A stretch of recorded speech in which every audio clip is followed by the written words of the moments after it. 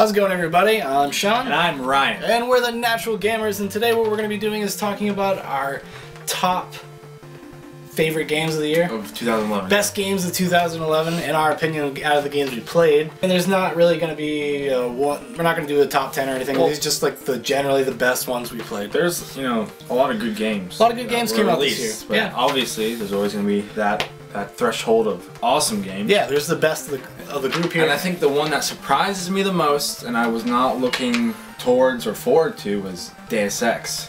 Because that one just surprised me. It's just like, whoa. Like, I didn't expect it to be as good as it was. I was actually anticipating that game. I had seen the trailer, and I'd played the old ones growing up. Well, I played the first one. I never really got into Invisible War. But, so I was kind of looking forward to it, but I didn't know because it was a different, development studio and stuff like that. It was a whole different team that was working on the franchise, so I didn't know what to really expect. But I was pleasantly surprised. I really enjoyed it. You know, another game that I was pleasantly surprised by was The Witcher 2. Oh my god. Actually, really, really fun. I had never played the Witcher games at all. And then I saw some coverage of The Witcher 2 and stuff like that. Then I got the first Witcher on Steam. Really loved it. And then Witcher 2, fantastic game. It's one of the most gorgeous looking games of the year. That's exactly. A fantastic action RPG. It kind of did everything that I wanted it to do, being a sequel to the first Witcher. And it was great. It was really a lot of fun. Obviously, we all know this is everybody's favorite game, and I'm sure you know exactly what I'm talking about, Sean. Skyrim. Skyrim. Exactly. I mean, it doesn't get much better than Skyrim. It's the best sandbox RPG first-person game I've ever played. Oh, most definitely. Not saying Oblivion. Oblivion's pretty good. Oblivion's pretty close to being this good, but it's not Skyrim worthy. No, they made a sequel. Yes. And they made a legitimate effort to improve upon the things that people had complained about or felt was just off with Oblivion. There was a real I don't know, effort. There was an effort put forward. Because they made the Fallout game, Fallout 3, in the middle of Oblivion and Skyrim, so they got to incorporate what they did in Fallout. From some of the things they learned Oblivion. from I mean Skyrim, and you can definitely tell. You can definitely see. Totally. Oh, most definitely. Yeah. It was. We're still playing it. Yes. Yeah. Still playing it, and we're really just trying to find everything you possibly can. There is some glitches, and they've released patches that have actually created more problems, like dragons flying backwards or some of that stuff. But to be honest, the only thing that I've really come across was the frame rate. But they're coming out with patches. I mean, it's just it's an Elder Scrolls game. That stuff happens, but by the time January rolls around, it'll probably January, February, everything will be ironed out and it'll work just perfectly. But I mean, none of these glitches have done anything to really derail the experience for me. It hasn't made me want to stop playing. I'll deal with it. I'll deal with it until they get fixed. Yeah, even I'm 40 hours into the game. I'm still exploring different dungeons and different quests. Totally. It's just a plethora of things to do. Yeah. And the strategy guide for that thing is this thick. And it's dense. It's not just a lot of strategy guides you pick up and they're full of pictures and all this other crap. That is that thick of just information about what's available in that game and what you can do, and it's pretty incredible. It's definitely one of the best in my opinion. LA Noire. I was looking forward to this. I had read an article in Game Informer about it maybe a year ago. I love that era. One of my favorite movies is LA Confidential.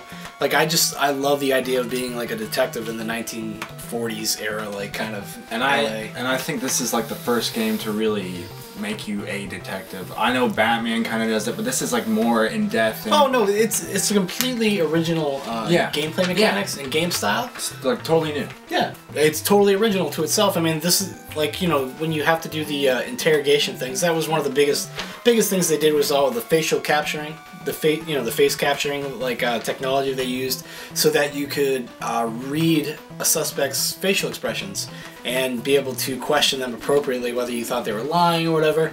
And once you get the hang of it, it's pretty simple, because the game does make it pretty obvious. But a valiant attempt though, really super awesome attempt. And that's probably definitely one of the reasons why I love it so much. It did something different. It was trying to it's trying to be an innovator. Yeah. It's trying to blow open new doors and for video games in general, because they're going to be people that are going to be able to take this technology and these ideas and expound upon them. And so I'm really excited to see you know, what other kind of games we're going to get out of like the use of this technology. Battlefield 3. Battlefield 3, which is better than Call of Duty Modern Warfare 3. I'm sorry.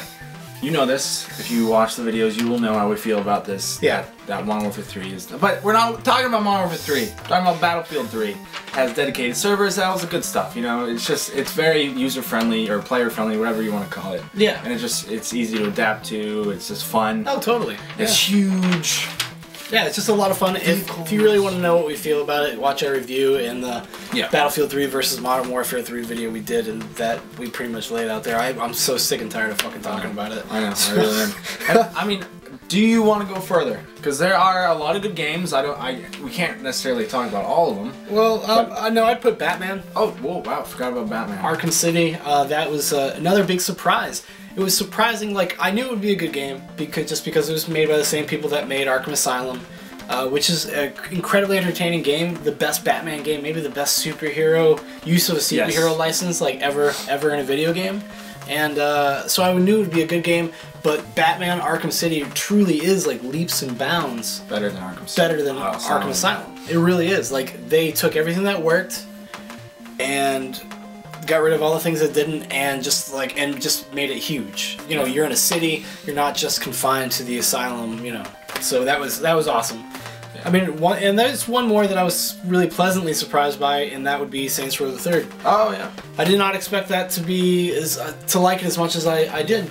It's fun. It was super fun. Yeah. It's like, you know, like we said, totally different than Grand Theft Auto. I mean, the only thing that holds that back is not having competitive multiplayer, and that was because it's just the game that just really, like, the more I play that game, the more I wish it was, because I want to beat somebody to death with a big purple dildo. Because you can. Because you can. No, we didn't mention a lot of good games. Oh well, I mean, there's one I do want to mention. Oh shit. I do want to mention one game. Yep, I see it. Do you? It's not on this list. Oh, it's not. Oh, start with a K or C? Yeah. Okay. It's Catherine. Atlas is Catherine, and which is a polarizing game. It's not a game for everybody. Not everybody's gonna like that game. It's like a mixture of dating simulator and puzzle solving. Yeah. I don't think it's. I don't even. You didn't even play it. Yeah, but it's not my. I don't know. It's just not your type of game, I guess. I bet you if you sat down and played it, you'd have. I'd have fun. It's incredibly hard, incredibly frustrating, and one of the reasons I like that. I liked it so much, though. It's another one of those games like L.A. Noire that was a completely original mechanic, or original concept for a game, like melding these two different styles. It's never been done before. Incredibly, like, innovative. It's an innovation game. Yeah. It's a game it's pushing games into, like, just more interesting territory, and it's just good for games and gamers all around. And that's, like, kind of why I liked it so much. But, you know, a lot of other good games came out this year, but, you know, those were the ones that I think that left the most impression on us. And you might have noticed we left out a couple, or one in particular. It has a 3 on the end. Yeah. That game didn't leave a big impression on us. But, so without further ado, that's going to be the end of this list. Stick around, we're going to make a list for our top worst/disappointing games of 2011, and we'll talk about those games on the other side. So stick around, and we'll be back another time. So subscribe, share to your friends, do your thing, Facebook, Twitter, all those good stuff. All that stuff. Yes. And so we will see you guys next time. We have something to talk about, which will probably be in a day or so when I upload the other video. Yes.